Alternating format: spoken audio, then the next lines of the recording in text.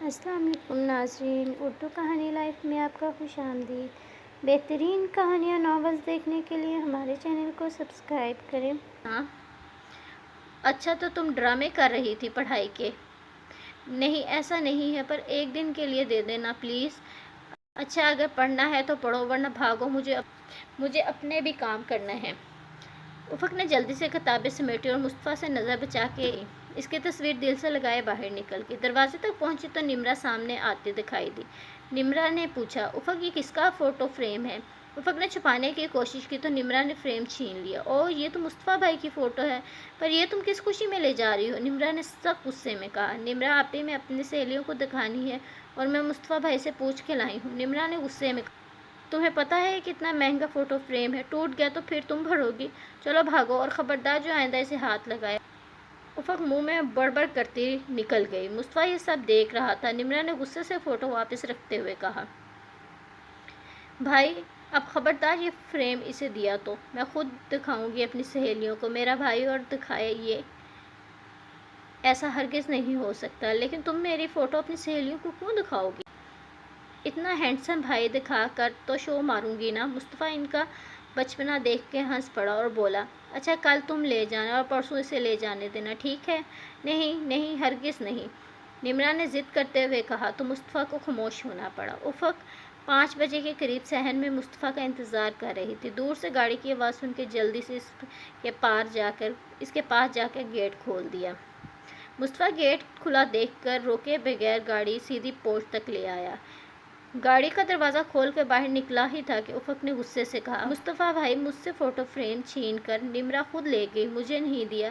سب سہیلیاں اپنے اپنے بھائی کی تصویر لے کر آتی ہیں تو بتائیں میں کس کی لے کر جاؤ میں نہیں بولتی آپ سے۔ افق اپنا غصہ اتار کے روتی ہی گیٹ سے باہر نکل گئی۔ مصطفیٰ سوچ میں پڑ گیا اور افق نے بولنے کا موقع ہی نہیں دیا، وہ اپنا دکھ سنا کے چلی گئی۔ مصطفیٰ تھکا ہارا لاؤنج میں آیا اور ماما آوازیں لگانے لگا، آ گیا میرا بیٹا۔ وجیہہ بیگم نے اپنے کمرے سے باہر آتے ہوئے محبت سے کہا، السلام علیکم۔ وعلیکم السلام۔ تم جاؤ فریش ہو جاؤ، میں تمہارے لیے چائے بنواتی ہوں۔ نمرا سمرا بھائی کے لیے چائے بناؤ اور ہاں ساتھ میں بسکٹ لے آنا، وہ خالی چائے دیکھے گا تو غصہ کرے گا۔ نمرا سمرا ایک دوسرے پر کام ڈالنے لگی۔ ایک نے کہا تم چائے بناؤ، دوسری نے بھی یہی جواب دیا، میں نہیں بنا سکتی، میرے سر میں شدید درد ہو رہا ہے۔ دونوں کی بک بک سن کے وجیہہ بیگم نے خود اٹھ کر چائے بنائی اور مصطفیٰ کے کمرے میں لے آئی۔ بیٹا چائے پی کے اپنے بابا کا پتہ لگا آنا، کافی دیر ہو گئی ابھی تک واپس نہیں آئے۔ ماما پلیز بابا کو کہیں اب ٹیوشن پڑھانا چھوڑ دیں، میری اچھی خاصی جاب ہے اب۔ مصطفیٰ نے جلدی جلدی چائے کے سپ لیے اور گاڑی کی چابی اٹھا کے باہر جانے لگا۔ نمرا سمرا دونوں ٹی وی دیکھنے میں مصروف تھیں۔ کہاں جا رہے ہیں مصطفیٰ بھائی؟ مجھے مارکر چاہیے، مصطفیٰ نے کہا، بابا کو لینے جا رہا ہوں، واپسی پر لیتا آؤں گا۔ مصطفیٰ نے گاڑی سٹارٹ کی تو افق نے سیڑھی پر ہی سے پوچھ ڈالا، مصطفیٰ بھائی کہاں جا رہے ہیں؟ مصطفیٰ نے یہی جواب دیا اور کہا، افق گیٹ بند کرو جلدی سے۔ اس نے سیڑھی سے ٹاپ کر مصطفیٰ کی گاڑی باہر نکلنے کا انتظار کیا اور مصطفیٰ کو 1 منٹ رکنے کا کہہ کر گیٹ بند کر کے سیدھی فرنٹ سیٹ پر بیٹھ گئی۔ مصطفیٰ نے ایک نظر سے گھور کر دیکھا اور گاڑی چلا دی۔ تم تو ناراض تھی مجھ سے؟ مجھے پتا تھا آپ مجھے منائیں گے نہیں، تو میں نے سوچا ناراض ہونے کا فائدہ، ہاں یہ ہوئی نا بات۔ جی میں بھی ایسے ہی چھوڑنے والی کہاں، اب کھلائیں مجھے برگر۔ افق منہ بنا کے دروازے کی طرف دیکھنے لگی۔ مصطفیٰ نے مسکرا کر دیکھا اور کہا، اچھا پر نمرا اور سمرا کو مت بتانا۔ افق خوش ہو گئی اور بولی، ہاں وہ تو جان ہی نکال لیں گی میری، کبھی نہیں بتاؤں گی۔ کافی دیر کے بعد مصطفیٰ نے ایک گھر کے سامنے گاڑی روک دی اور گھر کی بیل دے کر انتظار کرنے لگا۔ پروفیسر مبین کو یقین تھا مصطفیٰ ہی ہوگا، لہٰذا وہ خود ہی باہر آ گئے اور مسکراتے ہوئے گاڑی کی جانب بڑھے۔ افق کو فرنٹ سیٹ پر بیٹھے دیکھا تو پچھلی نشست کی طرف رخ کیا۔ افق باہر نکل آئی اور تیزی سے پیچھے بیٹھ گئی۔ السلام علیکم چاچو۔ وعلیکم السلام، آج میرا بچہ بھی آیا ہے؟ مبین احمد چہک اٹھے، چاچو میں نے برگر کھانا ہے، گھر والوں سے چھپ کے آئی ہوں، ساتھ ہی خوشی سے کھلکھلا اٹھی۔ مبین احمد نے پیچھے مڑ کے اس کی سر پر ہلکی سی چت لگائی اور کہنے لگے، گھر جا کے ادھم نہ مچا دینا۔ بابا اب آپ کی ٹیوشن ختم، میری اتنی اچھی جاب ہے، اب بھلا کیا ضرورت ہے آپ کو اتنی محنت کرنے کی؟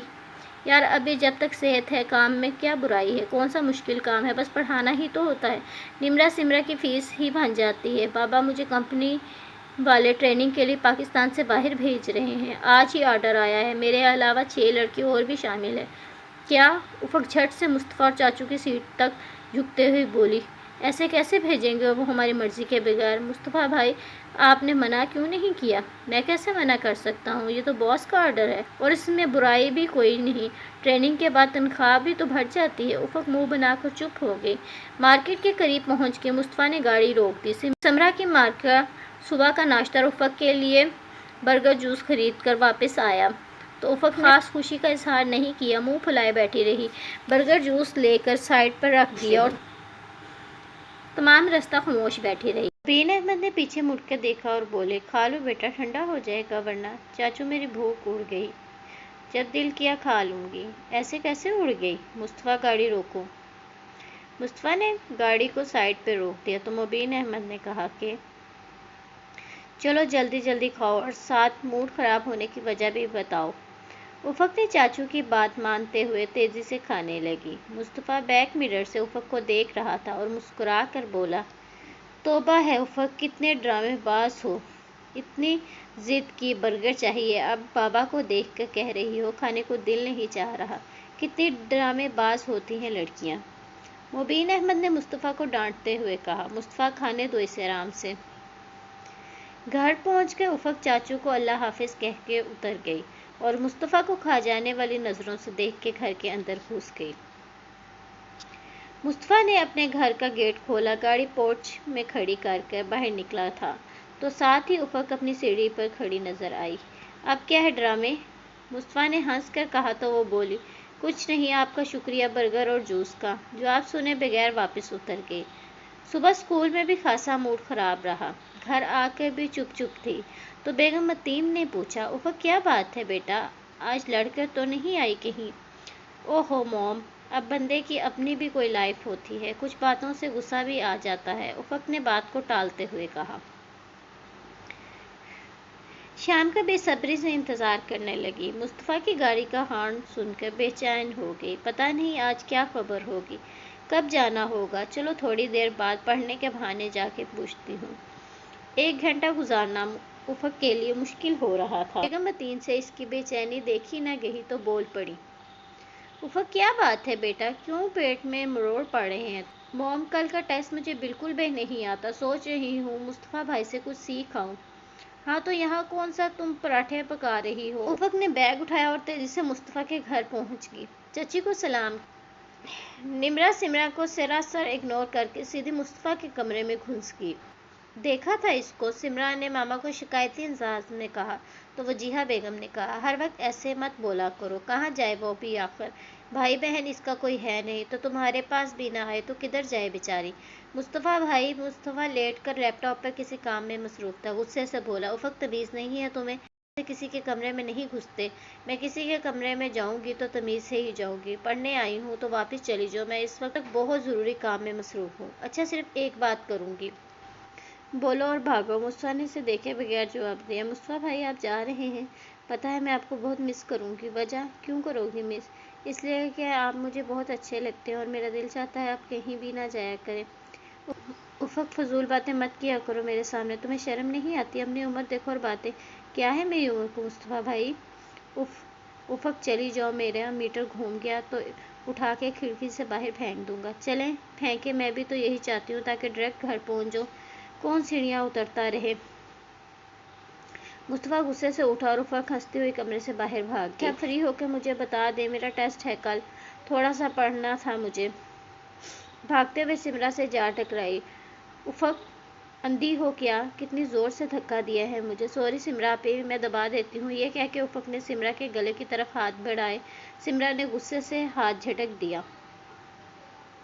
उफक खिलखिला के हंसती हुई अपने घर भाग गई। उफक बेटा एक बात कहूँ?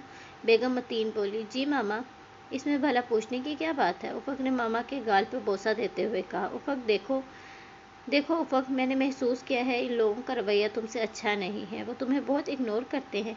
एक लम्हे को उफक के चेहरे का रंग बदला, साथ ही इसने फिर से चेहरे पर मुस्कुराहट को सजाते हुए कहा, میری اچھی سی ماما، لوگ تو اس سے بھی زیادہ برے ہوتے ہیں نا؟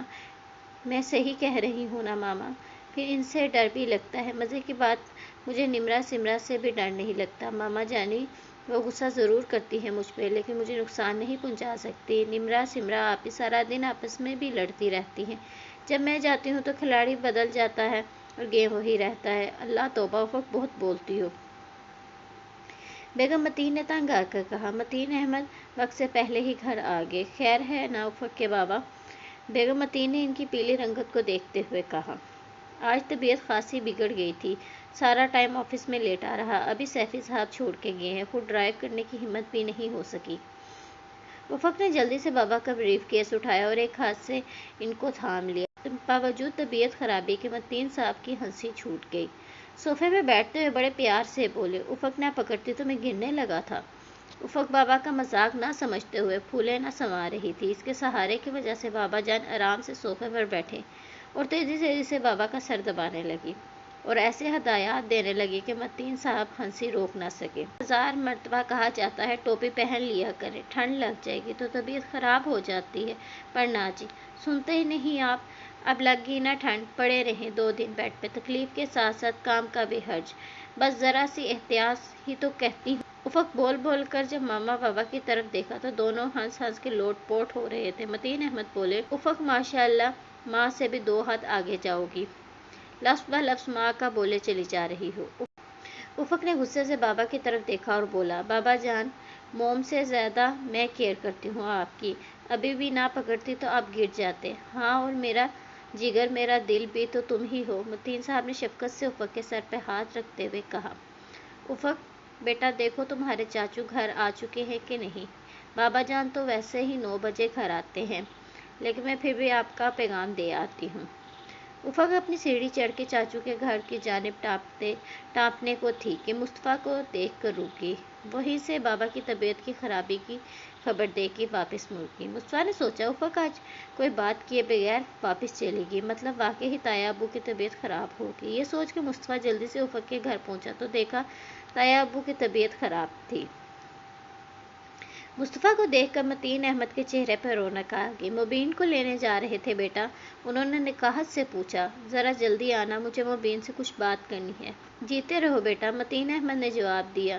متین احمد کی طبیعت خراب ہوتی چلی گئی، یہاں تک کہ ان کو فوری طور پہ ہسپتال پہنچا دیا گیا۔ ڈاکٹر کے مطابق دل کے وال اچانک بند ہونے کی وجہ سے جان کو بہت خطرہ لاحق ہے۔ ایسے انجیکشن کی ضرورت پڑے گی جو پورے پاکستان میں چند جگہوں پر دستیاب تھے۔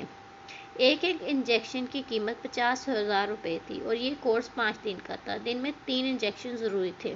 مبین احمد نے اپنے تمام دوستوں سے التجا کی جلد از جلد انجیکشن کا انتظام کرنے میں ان کی مدد کی۔ مبین احمد نے اپنی زندگی کی تمام جمع پونجی دے کر آخرکار تمام انجیکشن خرید لیے۔ متین صاحب دن بہ دن بھلے چنگے ہوتے گئے۔ علاج معالجے کے لیے خرچ کی گئی رقم وجیہہ اور بچوں کی نظروں میں آ گئی، جبکہ پروفیسر صاحب نے وہ رقم خالصتاً بچوں کی شادی بیاہ کے لیے بچا کے رکھی تھی۔ نمرا سمرا نے جب اپنے بابا کو اس طرح رقم خرچ کرتے دیکھا تو آگ بگولا ہو گئی۔ دونوں نے وجیہہ بیگم مصطفیٰ کے کان بھرنا شروع کر دیے۔ نفرت اور حسد ان کی نس نس میں دوڑنے لگی۔ افق ان تمام رویوں سے ناواقف، اپنی دھن میں مست رہنے والی لڑکی، اس کے دل میں ان کی چاچو اور فیملی کی بہت اہمیت تھی۔ متین احمد صحتیاب ہو کر گھر آئے تو ایک شاندار دعوت کا اہتمام کیا گیا۔ اس میں چاچو کی فیملی اور متین احمد کے دوست بھی شامل تھے۔ اہتمام دعوت پر متین احمد نے بھائی کا بہت شکریہ ادا کیا، ان کے جذبے کو بے حد سراہا۔ آج میرے بھائی نے اپنا فرض ادا کیا ہے، مجھے فخر ہے مبین پر۔ مجھے امید ہے کہ اگر میں نہ رہا دنیا میں تو میرا بھائی میرے گھر کی حفاظت دل و جان سے کرے گا۔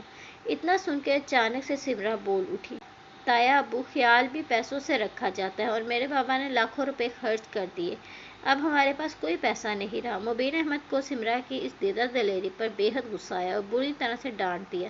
متین احمد بھی کچھ شرمندہ سے ہو گئے۔ بیٹا میں بڑی معذرت چاہتا ہوں، یہ سب کچھ اتنا اچانک ہوا کہ میں مبین کو کچھ دینے کے قابل ہی نہیں رہا۔ بہرحال آپ کی رقم میرے پاس امانت ہے، میں کل ہی ادا کر دوں گا۔ مبین احمد بیٹی کی اس حرکت پہ بہت شرمندہ ہوئے اور اللہ حافظ کہہ کے گھر واپس آ گئے۔ سمرہ کی بات ایسی نہیں تھی جسے اگنور کیا جاتا، لیکن گھر آ کے وجیہہ بیگم نے مبین احمد سے شکوہ کرتے ہوئے کہا، آپ کو سب کے سامنے سمرہ کو ڈانٹنا نہیں چاہیے تھا، وہ بچی ہے، بچے ایسی باتیں کر دیا کرتے۔ افق تو ان سے بھی چھوٹی ہے، وہ کیوں نہیں کرتی ایسی باتیں؟ مبین احمد نے غصے سے کہا، وجیہہ بیگم بیٹیوں کو اتنی ڈھیل مت دو کہ وہ باپ کے روبرو کھڑی ہو جائیں۔ آج باپ سے بحث کریں گی اور باپ کی عزت کا خیال نہیں رکھیں گی تو کل ان کے لیے بڑی مشکل بنے گی۔ سمرہ نے غصے میں کہا، بابا جان، مجھے آپ نے لیپ ٹاپ نہیں لے کر دیا، تایا ابو کے لیے 7-8 لاکھ روپے خرچ کر دیے اور ہمیں معلوم بھی نہیں کہ آپ کے پاس اتنے پیسے تھے۔ ہر وقت ہمارے ہاں آپ پیسوں کا رونا روتے ہیں۔ مبین احمد نے سمرہ کے منہ پر زوردار تھپڑ رسید کر دیا اور بولے،